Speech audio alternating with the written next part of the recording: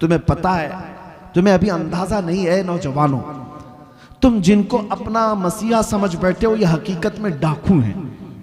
ये दुनिया तुम्हारे लूट मार की मुंतजिर है। हमारी बच्चियां भी, मेरा मैसेज पहुंचता है तो पहुंचाओ, जो ये समझती हैं कि उनकी आज़ादी की बात करते हैं, हकीकत में वो आज़ादी नहीं देना चाहते, वो तुम्हारे जिस्म के मुतलाशी, वो हवस परस्त हैं। हमने कहीं एक हिकायत पढ़ी थी कि भेड़िए जो है, भेड़िए जानते हैं, अब भेड़ियों ने ये बाहर आकर के ऐलान करना शुरू किया कि बकरियों को आज़ादी दे दो, बकरियों को आज़ादी दे दो। अरे भेड़िया तो बकरी को खाता है, लेकिन बकरियों की हिमायत में नारे लग रहे हैं। सेम आज की सिचुएशन में आपको बता रहा हूं, भेड़िए आए हैं मोहल्ले में और नारे लगा रहे हैं बकरियों को आज़ादी दो, बकरियों को आज़ादी दो। और चंद बकरियां जब भेड़ियों को नारा लगाते हुए सुनी तो उनको लगा कितने अच्छे भेड़िए हमारी इज्जत की बात कर रहे हैं, हमारी हिमायत, आज़ादी होना चाहिए, सही बात है। सब बकरियां मिलकर के कहने लगी हमको भी आज़ादी चाहिए, आज़ादी। देखो भेड़िए जो है हमारी हिमायत में गलियों में निकले, बैनर निकाले, पोस्टर निकाले, हाँ प्रोटेस्ट कर रहे हैं वुमेन्स राइट्स के मुतालिक। तो जो बूढ़ी बकरियां थी उन्होंने समझाया, कहा कि ए बच्चियों, आज़ादी नहीं है ये अच्छी चीज नहीं, तुम्हारी इज्जत मालिक के घर में ही सलामत है, यहीं रहो, जो हमारा मालिक है वो हमारी देखभाल अच्छी कर रहा है, बाहर जाओगी आज़ादी, ये भेड़िए तुम्हें छोड़ेंगे नहीं। कहा बूढ़ी बकरियों को इन सबों ने गालियां दी कि ये अम्मा पुरानी बातें करती हैं, तुम्हारा दौर और था, हमारा दौर और है, हमें आज़ादी चाहिए, आज़ादी चाहिए। और धरने पर बैठ गई। बकरियों को मालिक ने आज़ाद कर दिया, जाओ आज़ादी चाहिए, आज़ादी छोड़ दिया। बकरियां सड़कों पर आई और भेड़ियों ने जब आज़ाद देखा तो सबको चीर फाड़ कर रख दिया, बकरियां सब मर गई। एक हिकायत, ये कोई लतीफा नहीं, सेम सिचुएशन आज मैं अपनी बच्चियों को समझाता हूं। जो लोग तुम्हारी आज़ादी का नारा लगा रहे हैं, अगर इनको इतनी ही तुम्हारी इज्जत प्यारी होती तो ये क्लबों में और स्टेजों पर नंगा लाकर तुम्हें कभी नहीं खड़ा करते, तुम्हें कई कई लोगों के बिस्तरों पर जाने पर मजबूर नहीं करते। ये हकीकत में तुम्हारे जिस्म के नंगेपन के हवस के पुजारी हैं। इन्हें सिर्फ और सिर्फ हवस अपनी पूरी करनी है। इसी तरह है नौजवानों, तुम्हें जो दुनिया की तरफ बुला कर ये कहता है कि इसमें आज़ादी, इसमें फ्रीडम और इसमें इज्जत है, ये दर हकीकत तुम्हें जानवर बनाना चाहते हैं। और कुछ नौजवान बन गए, कानों में बालियां भी आ गई, हाथों में चूड़ियां आ गई, सरों में चोटियां आ गई, कपड़े भी जगह जगह से फाड़ कर पहनने लगे और इसको फैशन कहने लगे। तुम्हें औरतों की चीजें दे दी गई, तुम्हें समझ में नहीं आया। कितने नौजवान हैं वो ये सोचे बगैर सब करने लग गए। अरे तुम्हें न मर्द बना रखा, ना औरत, बीच का बनाकर छोड़ दिया दुनिया ने, फिर भी तुम समझ रहे हो कि ये अभी फैशन है, फैशन है, ठगे जा रहे हो। और आओ मैं तुम्हें बताता हूं, हमारे दर्द को अगर सबसे ज्यादा महसूस करने वाला कोई है, हमारे गम को सबसे ज्यादा सहने वाला कोई है, वो मेरे आका मदीने के ताजदार की जात है। खुद मेरे आका फरमाते हैं, मेरे उम्मत के किसी के पांव में कांटा भी चुभे तो उसका दर्द मुझे होता है। है कोई दुनिया में इस तरह? एक रिवायत सुनो, तवज्जो, इधर तवज्जो। जब मेरे आका सल्लल्लाहु ताला अलैहि वसल्लम की वफात का वक्त करीब आया, सुनो है मुसलमानों, मलकुल मौत हुजरे में दाखिल हो गए, इजाजत लेकर आए। यह आखिरी दिन था मेरे आका का, नज़ा का वक्त चल रहा है। नज़ा और सकरात किसको कहते हैं पता है? उस वक्त आदमी अपनी माँ बहनों को और भाई बाप को नहीं पहचानता। सकरात के वक्त तो आदमी को अपना नाम तक याद नहीं रह जाता। बड़ी सख्त हालत का नाम है सकरात। अच्छे अच्छे लोग अपनों को भूल जाते हैं, नहीं याद रहता। नबी मुकर्रम शहींशाह दो आलम मुस्तफ़ा जाने रहमत सल्लल्लाहु अलैहि वसल्लम का आखिरी वक्त है। मलकुल मौत आए इजाजत लेकर रूह कब्ज करने के लिए। तब जानते हैं मेरे नबी ने सबसे पहले सवाल क्या किया इजराइल से? ऐ मलकुल मौत, ये नज़ा और ये सकरात की जो तकलीफ है बहुत सख्त है, जरा ये बताओ क्या ये तकलीफ मेरी उम्मत को भी दी जाएगी? अल्लाह, ये तकलीफ क्या मेरी उम्मत को भी आएगी? कौन है जो हमारे सकरात की तकलीफ को भी अपने नज़ा के वक्त याद कर रहा हो? अपने नज़ा के वक्त इसी को आला हजरत ने फरमाया था, जो ना भूला हम गरीबों को रजा, याद उसकी अपनी आदत कीजिए। हम गरीबों के आका पे बेहद दुरूद, हम फकीरों की सरवत पे लाखों सलाम। ऐ सुन्नी नौजवानों, सबसे ज्यादा हमारी फिक्र करने वाले वो नबी पाक की जात है। जब नबी पाक सल्लल्लाहु अलैहि वसल्लम सजदे में गिरकर बेतहाशा रोते रहे, किसके लिए रोते रहे? उम्मत के लिए। रब्बी हबली उम्मती, रब्बी ग़फिरली उम्मती। ताइफ में पत्थर खा करके भी दुआ करते रहे, मौला मेरी उम्मत मुझे नहीं पहचानती, इन्हें माफ कर दे। वो नबी पाक जो मेराज के सफर में जाकर के भी अल्लाह करीम की बारगाह में सबसे ज्यादा कुर्ब की मंजिल, उससे ज्यादा कुर्ब की मंजिल पूरी दुनिया में किसी को दी गई नहीं और ना ही दी जाएगी। उस वक्त भी मेरा रसूल अपने रब से कोई चीज पूछ रहा है तो ये है कि ऐ मौला मेरी उम्मत की बख्शिश मेरे हवाले कर दे। सुभान। कौन है जो हमारी फिक्र करेगा? जानते हैं एक सहाबी ने हुजूर से पूछा, या रसूल अल्लाह क़यामत के दिन आपको कहां ढूंढूं, कहां ढूंढूं? जानते हैं हुजूर क्या फरमाते हैं? देखना हौज़े कौसर पर मिलूंगा। मेरे उम्मती प्यास से तड़प रहे होंगे, अपने हाथ से पानी भर भर कर मैं अपनी उम्मतियों को पिला रहा हूं। वहां पर भी उम्मत की फिक्र है। या फिर हुजूर फरमाते हैं अगर वहां नहीं मिला, मीज़ान अमल पर देखना, जहां नेकियां और बुराइयां तोली जा रही होंगी, मैं अपने उम्मतियों के अच्छाइयां और नेकियों के पल्ले को भारी कर रहा हूंगा। वहां मुझे देख लेना, वहां मिल जाऊंगा।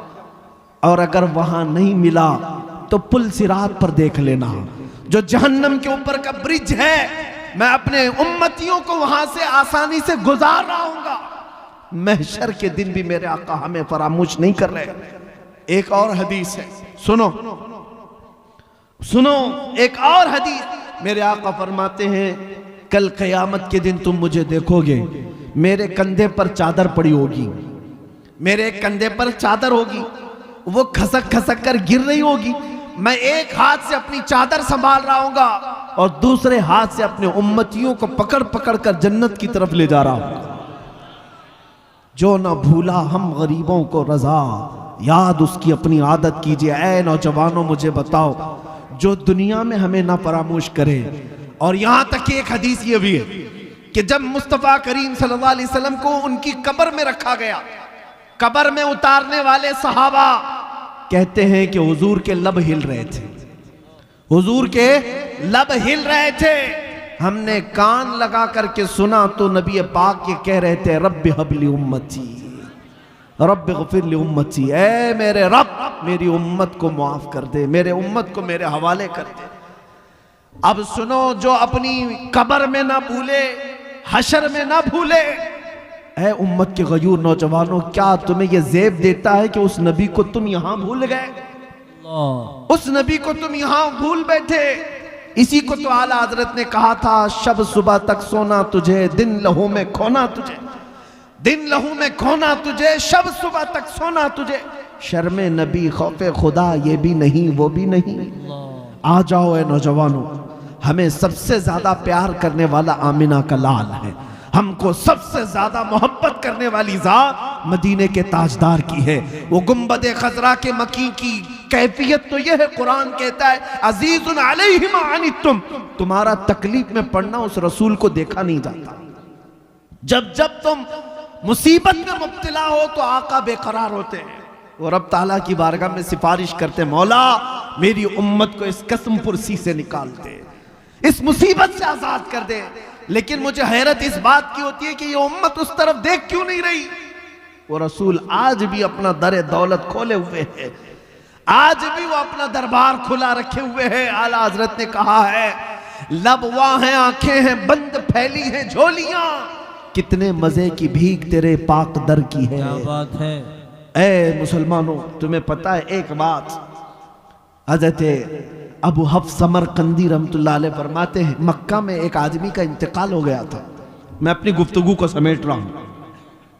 मक्का में एक आदमी का इंतकाल हो गया, उसका इकलौता बेटा था, लेकिन जिस शख्स का इंतकाल हुआ मरते ही उसका चेहरा गधे की तरह बन गया, गधे की शक्ल हो गई, जानवर की तरह चेहरा बन गया।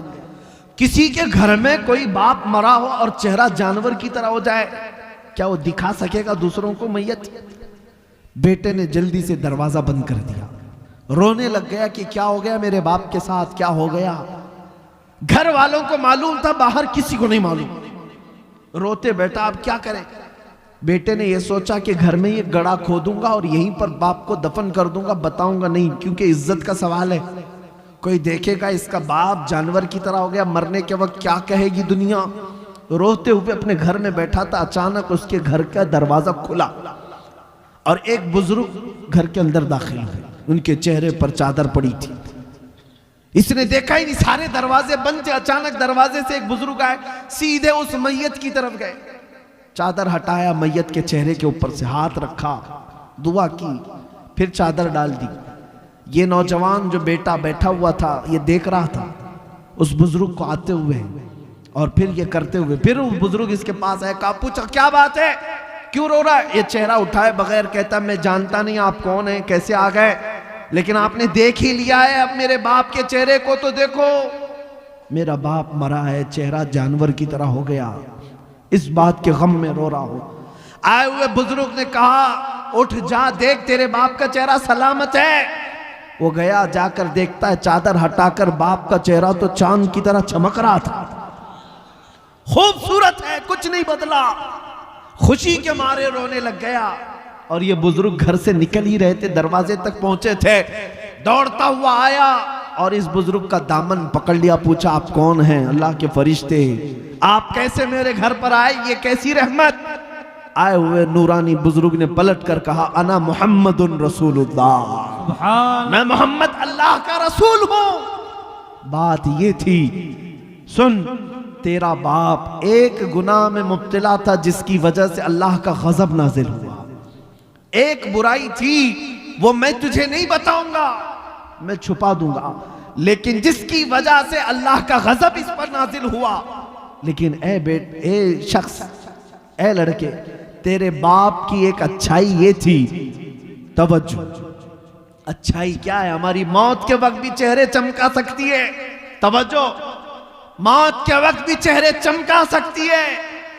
नबी रहमत सल्लल्लाहु अलैहि वसल्लम ने फरमाया तेरे बाप की एक खता थी जिससे मौला नाराज था, लेकिन एक अच्छाई ये थी कि तेरा बाप उस वक्त तक बिस्तर पर सोता नहीं था जब तक 100 बार मुझ पर दुरूद नहीं पड़ता था। सुभान अल्लाह, नारे तकबीर, नारे रिसालत, अज़मत मुस्तफ़ा। इसका दुरूद जो फरिश्ते मुझ तक पहुंचाते थे वो आए, उन्होंने कहा या रसूल अल्लाह गजब हो गया, वो बंदा जो आप पर 100 बार दुरूद पढ़ता था रोजाना, उसका चेहरा अल्लाह ने गजब से बदल दिया।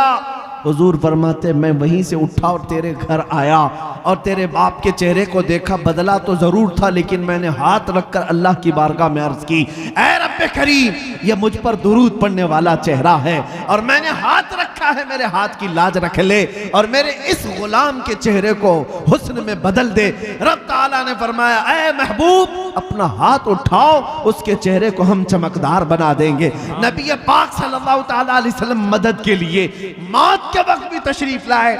ये वाकया सिर्फ इसलिए अर्ज किया, ऐ सुन्नी मुसलमानों, जिससे तुम मोहब्बत करने का दावा करते हो, अगर दुनिया में किसी की गुलामी करते करते तुम्हें 25 साल लग गए, किसी का झंडा उठाते उठाते 20 साल लग गए, मरने के वक्त पुकारना अपने लीडरों को, मैं मर रहा हूं, आ जाओ, मेरा चेहरा बदले तो तुम बदल देना, मैं जा रहा हूं कब्र में, मुनकर नकीर आए तो बचा लेना, ये कोई तुम्हारी मदद को नहीं आ सकेगा, कोई तुम्हारा चेहरा नहीं बदल सकेगा। लेकिन एक बात का यकीन है, अगर मैं मरने से पहले मेरे मुस्तफ़ा को पुकारूं, या रसूल अल्लाह मैं मर रहा हूं, मेरे मौत के बाद तशरीफ लाना, तो फिर मेरे आका जरूर तशरीफ लाते हैं। इसलिए कि हमने देखा है, अपनी आंखों से देखा है, एक मर्द कलंदर, मुजाहिद इस्लाम, वारिस उलूम आला हज़रत जानशीन मुफ्ती आज़म हिंद हुजूर ताजुश शरिया बदरुत तरीका मुर्शिद गिरामी की वफात को मैंने आंखों से देखा है।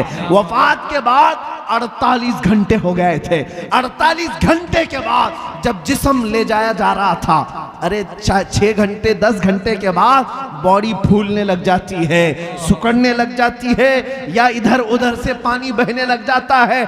मैंने 48 घंटे के बाद उस ताजुश्शरिया को देखा।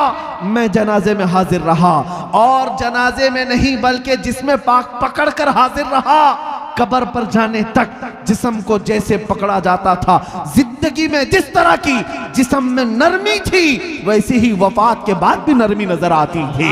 वो जिस्म तरोताजा था, उसी तरह चमकदार था।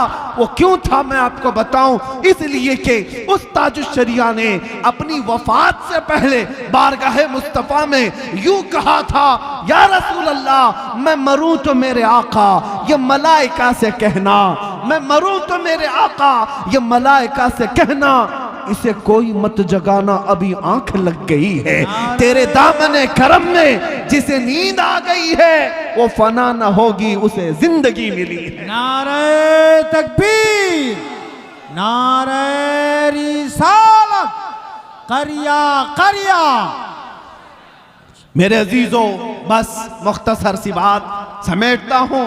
जो जिंदगानी तुम्हें अल्लाह ने दी है, बाकी आज ये इरादा कर लो, आज ये इरादा कर लो, जिएंगे तो मेरे मुस्तफ़ा के सुन्नतों पर जिएंगे। एक भी नौजवान उठ करके ये अहद कर लिया, हमारा जलसा वसूल हो गया, हमारी रात कबूल है। एक भी गुनाहों से तौबा कर ले कि आज के बाद मैं गाने नहीं सुनूंगा। वादा करते इंशाअल्लाह, जो सुनेंगे मेरे मुस्तफ़ा की नातें सुनेंगे, कलामे रब्बानी सुनेंगे इंशाअल्लाह। बस एक भी खड़ा हो जाए, मेरे मुस्तफ़ा करीम सल्लल्लाहु ताला अलैहि वसल्लम की नजर इनायत हो, और उसके सदक़े में मौला करी। बैठो बैठो बैठो, मुझे पता है पूरा मजमा खड़ा होगा, क्योंकि हर एक के दिल में ये जज्बा है, हर एक के दिल में जज्बा है। और मुझे पता है दुनिया आज इसी बात से तो लर्ज़ा है, इसी बात से खौफज़दा है कि किसी दिन ये खड़ा हो गया तो दूसरों का उठना भी मुश्किल हो जाए। हाँ, किसी दिन ये खड़ा हो गया तो दूसरों का उठना भी मुश्किल हो जाए। इसीलिए दुनिया तुम्हें नशा दे दे करके सुलाती है। बहुत ज्यादा तुम्हारे मोहल्लों में नशा इसीलिए दिया जाता है कि ये जितना नशा करके सोते रहे, हम जागते रहे। जिस दिन ये नशा छोड़ देगा, हमारी नींदें हराम कर देगा, हमारा सुकून गारत हो जाएगा। अजीज़ाने गिरामी वक़ार, आज फिर दुनिया को ये बताने का वक्त है, कुव्वत इश्क से हर पस्त को बाला कर दो, कुव्वत इश्क से हर पस्त को बाला कर दो, दहर में नामे मोहम्मद से उजाला कर दो। आज के पूरे इस मजमे को मैं इख्तिताम पर लाते हुए बारगाह मुस्तफ़ा में अब ये अहद करता हूँ। सब मेरे साथ हुजूर की बारगाह में अहद करते हैं इंशाअल्लाह। नबी रहमत सल्लल्लाहु अलैहि वसल्लम को हाजिर व नाजिर मानते हैं, उन्हें मालिक व मुख्तार मानते हैं, हम सब का आका व मौला मानते हैं, हम सब की जानों का मालिक मानते हैं। आओ उस नबी रहमत को गवाह बनाकर अब अर्ज करते हैं, या रसूल अल्लाह, हमने दुनिया की रंगीनियां बहुत देखी, अय्याशियां बहुत की, लेकिन अब जिएंगे तो इस वादे के साथ कि दूसरों की गैरों की नत्थु खेरों की बात नहीं करेंगे।